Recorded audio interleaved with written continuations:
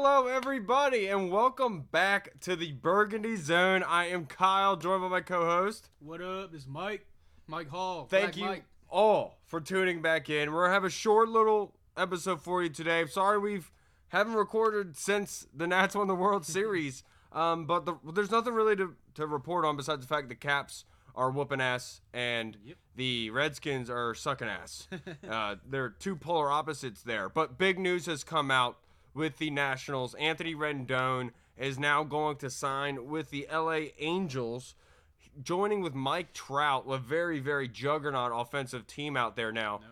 The whole question now is, we heard about it from the Junks radio. We heard it all around the DC area. Anthony Rendon does not want a long-term deal. Right, all of a sudden, 7 years. Like, whoa, all right. And, of course, the Nationals had to offer deferred money to Anthony Rendon. They just can't get away from the deferred money. They just signed Strasburg, which is huge. Yep. Because, personally, for me, I believe pitching is more important to getting you World Series wins than hitting does. Yep. And I understand Howie Kendrick's home run is what won them the World Series, blah, blah, blah. Anthony Rendon is one of the best bats. And Anthony, I guess you and I could say, Anthony probably was worth 30 wins by himself. Oh, without a doubt, easily. I mean, you saw he started off the season injured along with everyone else on the roster pretty much, but as soon as he was, I think he might have been behind. No.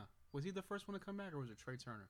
He was the first one to come back and then Trey. You saw as soon as he came back, it equaled a couple more wins here and there. It wasn't consistent, obviously, because there were still other big players missing, but in the short term, long term, it was a good. Like I'm not mad, like because I kind of like knew it was coming. Everyone kind of like read the writing on the wall, but just for the fact that, like you said, he wanted a short term 4 to 5 year deal. I'm not that mad because, in my opinion, I was like, if he only wants 4 to 5 years, take off less of the deferred money, and give him a little bit more money. But he got the same contract as Strasburg, so the Lerners probably could have paid it, but, I mean, billionaires, what can you do? Yeah, what can you do? And the fact is I'm not mad at Anthony Rendon like it was at Bryce Harper last year. Get your money. Anthony wanting to get a pay raise, which Bryce Harper had all the ability to do. Look, go ahead, do it. I have no problem with that. Obviously, you're a grown man. Yep. But going to the division rival and act like, oh, you shouldn't have a problem with me anymore is ridiculous. I mean, there was a rumor that Rendon might sign with the Braves, and I guarantee that would have been like made 90% of the fan base be like, oh, fuck that guy. Oh, yeah. Without a doubt, immediately they would have started hating Anthony Rendon. Like, how could you do that? You go to the division rival like Bryce Harper did. And so I wish Rendon all of the best. I wish him nothing but good luck. He did a lot for this club, and it was a lot of fun to watch him grow into a superstar. Yep. At first he was the shy kid with the weird haircut and the weird and bushy goatee. And then he turned into a superstar that couldn't get struck out. Yep. And I really liked Anthony Rendon. I wish we could have kept him here. I thought he could have been our Chase Utley. But look, he has other things. He has agendas of his own personal agendas. And look, I'm more credit to you. Yeah, like you said, can't be mad at him. Glad he got his money. I called him Tony 2 Clutch because he was clutch as hell. Now I'm going to call him Tony 2 Vaults because he needs 2 vaults for all that damn money he got. Yeah, Tony 2 Vaults. I like that a lot. Now, let's move over to the more depressing side of things. Let's move over to the Redskins. But as depressing the Redskins are, there actually might be some exciting news coming out of Redskins Park this week. End of this shitty tunnel. Chris Russell of 106.7 has reported that Bruce Allen has been walking around Redskins Park saying bye to people unlike his usual self, which tells you the end is near for Mr. Allen there, which is great news for the Redskins. Now, what directions are the Redskins going to go? Now, 2 names have come up as front runners. One is Eric Bieniemy, the offensive coordinator there at Kansas City. I've loved since last year. Yes, absolutely. And the other was the Stanford ex-head coach. I forget his name. David Shaw. David Shaw, off the top of my head. He is another front runner there. But there was rumors, about 2 weeks ago, that the front runners, the guys looking forward to the Redskins job, had a problem with the structure of the organization. So, is this because Dan Snyder is pissed off at where the football aspect of things is and he's tired and he just wants to get rid of Bruce because he's a problem? Or is he doing it so he can actually get somebody in here? I think it's a little bit of both. I think that he's tired. He sees the stadium every Sunday or Monday or Thursday, whatever day you want to call it. And he sees that it's 80% of the opposing team's fans and about 10% of Redskins fans and about 10% just random people that want to go to a game on Sunday. Yeah. And he sees that, obviously, he's losing money. Like, he's not going to lose money at the TV deal, but he's losing stadium revenue and jersey sales and that nature, stadium like food sales, concessions. So, I mean, it's been 10 years. He's been probably the worst GM in a 10-year stretch that I can like think of on top of my head. Ernie Grunfeld. I mean football. Okay, football, yeah. Football, yeah. Ernie Grunfeld was fucking horrible. Football-wise, he's the worst GM I can think of. I had this long to turn around a team and fix a team, and has literally done nothing. Yeah. And so I just think that, like you said, I think that the coaches that they reached out, Matt Rule, David Shaw, even some NFL pros like NFL ex-head coaches are probably like, yeah, I have no problem coaching the team. It's a historic franchise, but not with that douchebag city in there. So. Yeah, absolutely. You don't want to take the job and knowing that what you say and what you do doesn't matter. You're taking the job to be fired at that point. Like, exactly. You're just there to be fired once everything goes downhill again. But one thing that we've seen with the Redskins is they go on this trend. They say, okay, all right, we're finally giving up the reins. Here you go. And then a good thing happens. Good thing happens. And then bad thing. Yep. Bad thing. And then we're back right to where we are now. We've gone through this scenario since Mike Shanahan, since Scott McCloughan, and they sold us the same snake oil every single time. Dan's stepping away. Yep. Dan's stepping away. No, he's not. He hasn't stepped away. Because he still has Bruce. Whenever Bruce says is what Dan pretty much is saying. I can't stand the constant political battle that we have to do. Dude, just go take a goddamn vacation. Get the hell away from the team. Oh, my God. Dude, imagine this, Dan. You can literally swim in money if you just literally stayed the hell away. You could go sit on a couch for a year, and this franchise would be in a better position a year from now. Better yet, go on your yacht for a year. Yeah. Relax. Relax off of the coast of France. Let me show you. Help me help you, okay? Help me help you make some money. Go away for a year, and let's see where they are in a year. I can guarantee you they'll be in a better spot. Oh, without a doubt. Now, I've said on Twitter all week, you can find me at kronick on Twitter. Now, I've said my dream scenario, I want Dan Snyder to do whatever he can to convince Joe Gibbs to come be team president. Then next step, let Joe Gibbs pick the general manager that he wants running the team. I think that would be Kyle Smith or Eric Schaefer, which would keep in-house because a lot of times Redskins personnel, they have a lot of guys, great guys on their staff. They just can't retain them. Yep. They always leave. A lot of great names have been here. I hope they do that. I hope they promote Kyle Smith to general manager. Then my head coach, I would absolutely love Eric Bieniemy. You and I have talked about before, an innovator. Yep. He wants to be an innovator. He wants to be the cutting edge of the NFL, coming from the play calling in Kansas City, where all the plays that they call move the pocket, make it easy on the quarterback and running back. Andy Reid's running backs every year are top 10 in fantasy going back to, 12, 13 years ago? Yeah. It's pretty insane going back to Brian how Westbrook. good his offense is. And if we can get somebody like Matt Nagy, who was the offensive coordinator for Andy Reid in Kansas City, he goes to Chicago, does pretty well. Yep. I think that is a bet that we can mortgage on. And if Joe Gibbs signs off on it, I'm 100% okay. Hey, and Joe, we trust. So I'm 100% with you on that one. Eric Bieniemy, like I said previously stated, if they were going to get rid of Jay last year before they brought him back for this final 5 games this year, my number one candidate last year was Eric Bieniemy. But obviously, he's around the radar this year again. Cool. David Shaw, another guy where can't complain. I've always thought that he's had good NFL prospects. He puts out NFL players from Stanford every year, going back to a good structured program. Going back to Toby Gerhart. Mm-hmm. One of the only Toby Gerhart, yeah. One of the big white running backs. Was he a Heisman winner or did he lose that year? He was a finalist. He was a finalist. He lost. Who did he lose to? Reggie? No, it wasn't Reggie. No, who did he lose to?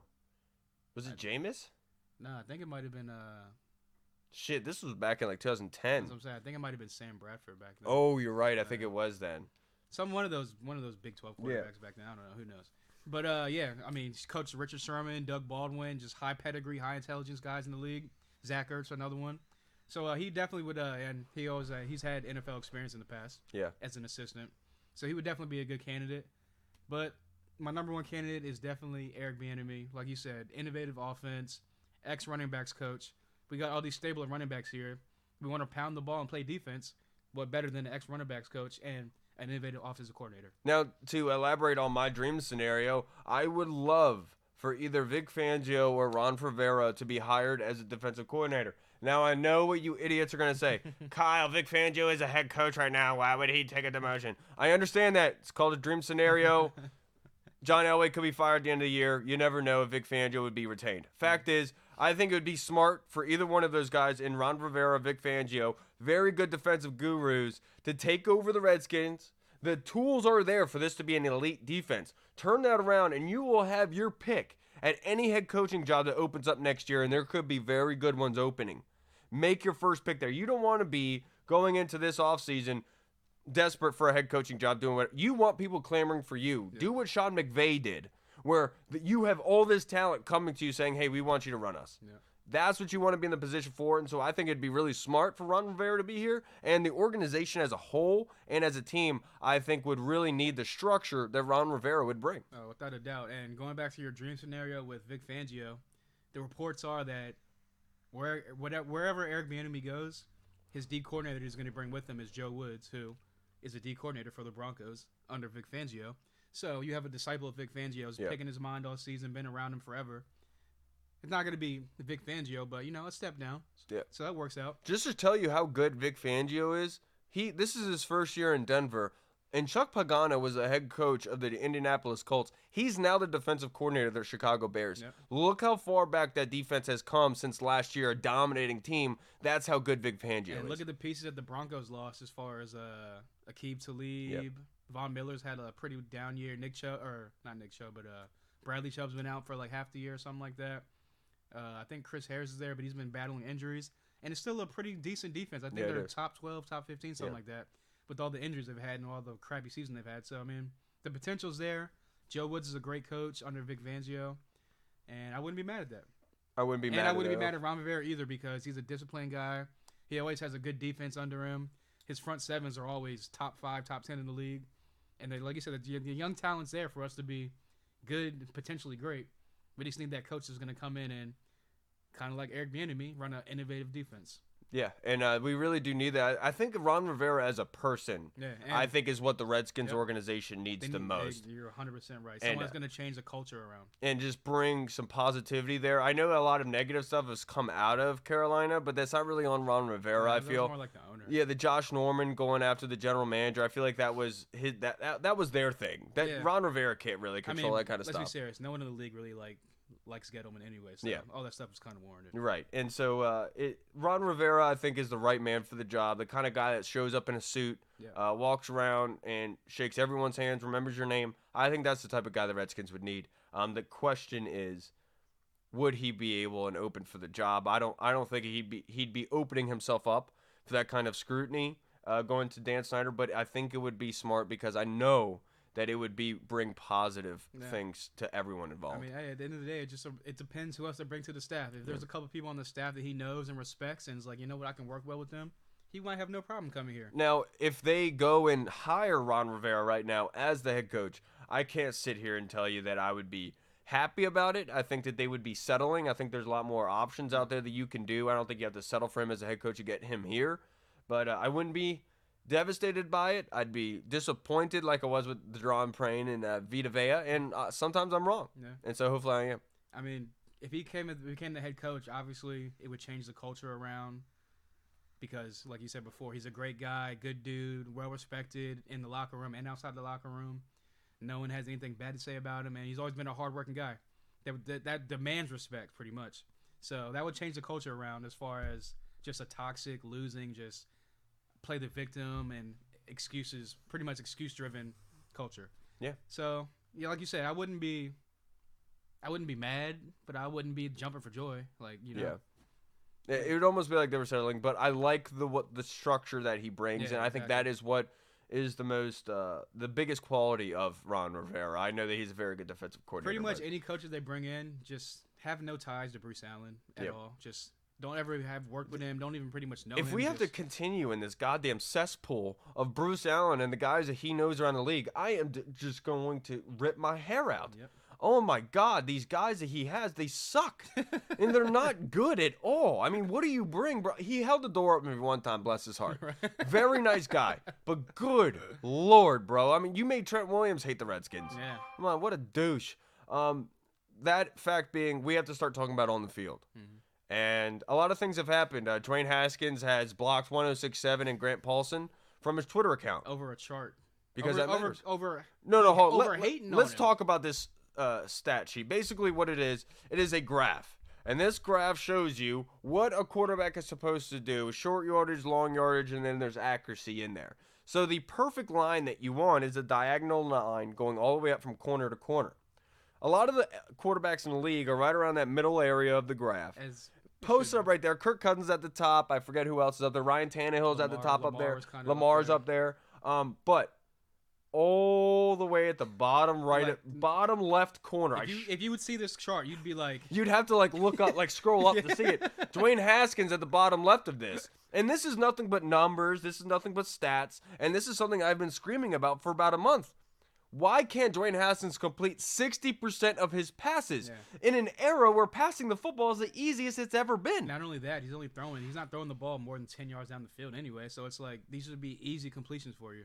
And it blows my mind because it's not like I'm sitting here saying I think Dwayne Haskins sucks. He's never going to get better. I'm just sitting here saying, why the hell do we pick him at 15? You can't even run an offense with this. If you guys saw this graph, I wish I could put it up on right here for you and see. It is embarrassing. That it literally shows you he shouldn't even be in the NFL. Yeah. And it's the fact. It's not that Grant was pointing this out. It was the fact that he was embarrassed to see it. Yeah. And he didn't want to see it. Exactly. And that's what he wanted to take away. And the fact is, get better. I don't understand why it's so hard to move the ball with Dwayne Haskins. I really don't. I mean, well, we all know the reason why he got picked at 15. Goes back to, once again, Dan Snyder and Bruce Allen meddling. We're going to pick this guy. This is our guy. Well, how about you let the coaches pick their guy? But we've already talked about that in nauseam. One thing I want to talk about. Did you notice that when Nick Foles got benched 2 weeks ago, Gardner Minshew came in, and what did Gardner Minshew do? He came in, gave him a little spark. He was on the verge of bringing him back until the defense let him down again. But yeah, the fact is all I heard was excuses after excuses of why Dwayne Haskins wasn't playing well at first, and it was he didn't get any first team reps, he wasn't getting starter reps. Gardner Minshew came in 2 weeks ago and almost won that game for him after they did nothing on offense. He came in and created a spark immediately. Cold off the bench. The fact is, we have yet to see from Dwayne Haskins. We've yet to see that. Everything has been because of Terry McLaurin making an amazing catch or Kelvin Harmon making an amazing catch. And then everyone is sitting here on Redskins Twitter. They're all talking about how bad the offensive line is. The offensive line is fine. He's just holding the ball too long. He needs to learn to get better with that. If the offensive line was so bad, why wasn't Case Keenum taking all these sacks, as many sacks as he was a game? Why wasn't he getting the ball out? He was completing more than 6% of his passes. So do you remember we went through this with RG3? Yeah. Because when RG3 was in I think it was the first 4 weeks of that season, 2014, he got sacked, I think 20 times or 21 times or something like that. Yeah. And then Kirk Cousins, in more games, got sacked less. Yeah. And the same offensive line and everything. It just tells you it's not the offensive line. It's holding the ball. It's getting the ball out in rhythm and timing. Exactly. Getting it to where you need to go. He doesn't know that. He's not getting the ball out on his third hitch or his fifth hitch. He's sitting there trying to look. I know he's young. Yeah. He's trying to progress or progress. Yes. Yeah, progress. Go through his progressions, and it's gonna take a little bit of time. But again, if you were in the playbook studying, you would know where your checkdowns are at to dump it off and get rid of the ball.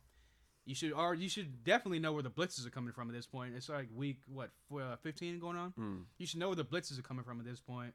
You should be able to point out the Mike linebacker. This is legitly high school, college stuff. Yeah. And Redskins Twitter is going AWOL, just hammering anyone that points this out. Says Dwayne Haskins hater, all this other shit. They're going after Grant Paulson.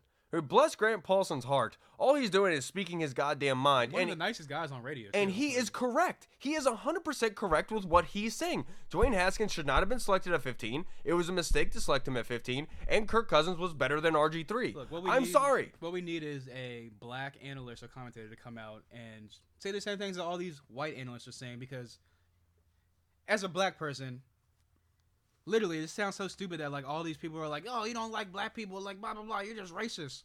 Well, no, he's just telling the truth and spitting facts. It has nothing to do with color. If this was Case Keenum in the game and he was doing this, they'd be the same exact results as far as criticism. Kirk Cousins had us as a top 10 offense, and we weren't winning big games, and everyone was saying he was a bust. We should get rid of him. What? You guys don't know what the fuck you're talking about. Exactly. Look what happened to our offense after Kirk Cousins left. Alex Smith couldn't get the ball 30 yards down the field. Thank God for our defense being top 5. Otherwise, we wouldn't have been 6-3. Yeah. The offense, the quarterback position is so, and it's funny how our fan base has no idea how the quarterback system works. Because we haven't had we haven't had a reliable quarterback in like 20 years plus. And look, I don't want to hamper on Dwayne Haskins because this isn't about Dwayne. Dwayne isn't going out provoking people and stuff like that. Like, he's not doing this. It's Redskins Twitter. I understand this. And I'm not going after Dwayne. Dwayne, do your thing, young man. Keep working hard. The fact is, I don't want to hear a bunch of dumbasses going on Twitter talking about how bad the offensive line is. They're not helping out Dwayne Haskins. They need to get a better quarterback guy in here because that's exactly why we hired Jay Gruden. Exactly. And then y'all got pissed at Jay Gruden when he told you that RG3 wasn't that good and he couldn't get better. At that time, because Kirk Cousins was better, and y'all went crazy. Oh, he's racist. Everyone's racist. You hating on RG3? He's a hater. The fact is, RG3 was a track star with an arm that got hurt, and defenses weren't scared of his legs anymore, and he couldn't progress down the field. Yep. That's what the fact was. Kirk Cousins got the ball out on time. The offense moved, and you idiots can't get past the fact that your quarterback was black and got benched. I mean, my God, dude. I don't care if the quarterback is Spanish, Chinese, Middle Eastern. If you throw goddamn touchdowns, I'm cool. I mean, I might care if he was Chinese because, I mean, how many NFL Chinese players? Yeah, that's true. They're usually linemen, the sumo guys. Remember Dat Nugent from the Cowboys? No, for real, though. I think hell will freeze over if there's a Middle Eastern guy in the NFL. Where are they? No bull. All right, on that note, let's finish this off. But seriously, though, look, I hope Callahan... That shouldn't have even been thought that Callahan's coming back next year. I think I like where the team is headed right now, but I don't think it's because of Callahan. Yeah. I think it's just because the team started playing like they played poorly at the beginning of the season, so they're going to play better at the end. Exactly. And that's why I think it's kind of balancing itself out. I don't think it has anything to do with Callahan. And look, going back to Dwayne, this last little tidbit. If you're watching the games and like the eye test, you're saying, you know what? From where he started at to where he's at now, it's been baby steps. Yeah, baby steps. But look, the numbers obviously are going to tell you something different, but the eye test, it ain't much better. So, yeah, and the baby steps, I'm okay with. Take as long as you need to get where you need to be, Dwayne. Up until next year. Yeah. After next year, I'm probably done with you. Take as long as you want. I really don't care about next year, whatever have you. I'm just saying, at 15, that's stupid to select a guy that needs this long. That is a dumb thing to do. That was Dan Snyder's pick. He needs to own up to it and say, I'm done. Everyone knows Jay didn't want him at 15. He wanted to go Brian Burns or some other defensive player. Jay Gruden was right. He said Daniel Jones is more NFL ready than Dwayne Haskins, and he's right. He said Drew Lock was more NFL ready, and you see what Drew Lock's done the past 2 weeks. And look, say what you want about Daniel Jones turning over the football, but he's completing 60% of his passes, and he's helping them score points. He's also thrown, 4 touchdowns? Totaled 5 touchdowns in one game. Dwayne doesn't even have 5 touchdowns total on the whole season. I don't think it's any coincidence that the one game the Redskins rushed for 200 yards is when Dwayne looks the best. Exactly. Without the running game, just like RG3, he can't really do much. I could have been out there in the pocket running the ball for 200-plus yards looking good. So, I mean. And look, I understand. Playing quarterback in the NFL is very hard to do. It's one of the hardest things in the world to do. Hardest sports position in ever. Or not ever, but hardest position in sports. But the fact is, it was a mistake to select you at 15. It should have been Brian Burns at 15. They should have traded back into the first round to get Dwayne Haskins. Let somebody else mortgage on that. Hey. I think that they screwed up with that. I like Dwayne coming out. If he would have went back for one more year, it would probably obviously would have served him better. But I also said coming out, I compared him to Cardale Jones, who came in at the end of Ohio State season, just like whenever J.T. Bear got hurt, lit him up, won him the national championship, went to the NFL as a third-round pick. Literally never touched the field. Now he's in the XFL. He needed more. People say he needs to go back for one more year, get more experience. He wanted a money grab. You see what you have. You see what you got. I'm not saying Dwayne Haskins wanted a money grab because he comes from money. He went to Bullis, which is a private school around here. But it's just like you should have went back for one more year, got a little bit more experience, and then you would have been probably a top 5 pick. You wouldn't have been all salty they just took Daniel Jones over you at 6. But hindsight's 50-50, obviously, but 2020 or 2020, yeah.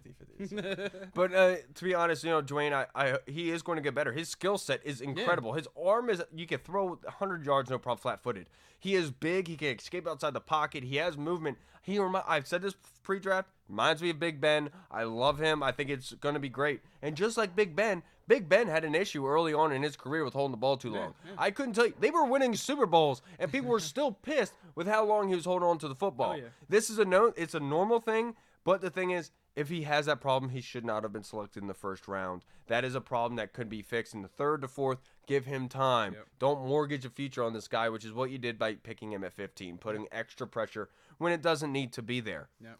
Now, the Redskins themselves, I like the trend that they're going in. I think we're starting to realize who the players are. Mm-hmm. The fact that Fabian Moreau moving to the outside has made them so much better defensively. Yeah. And make no mistake that he has 5 interceptions now since moving to the outside, and Norman hasn't had 5 since he's been here.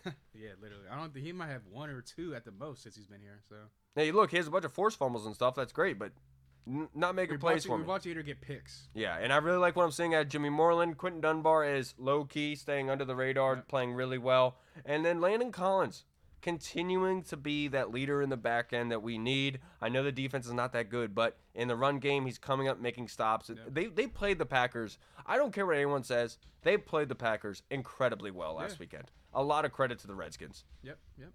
All right, everyone. Well, thank you so much for tuning in. We will be back next week, hopefully with good news that Bruce Allen has finally Get him left outta here. Redskins Park. All right, everyone. I'm Kyle. I'm Mike. Thank you for tuning into the Burgundy Zone. See you next week. Peace. Redskins football. Woo!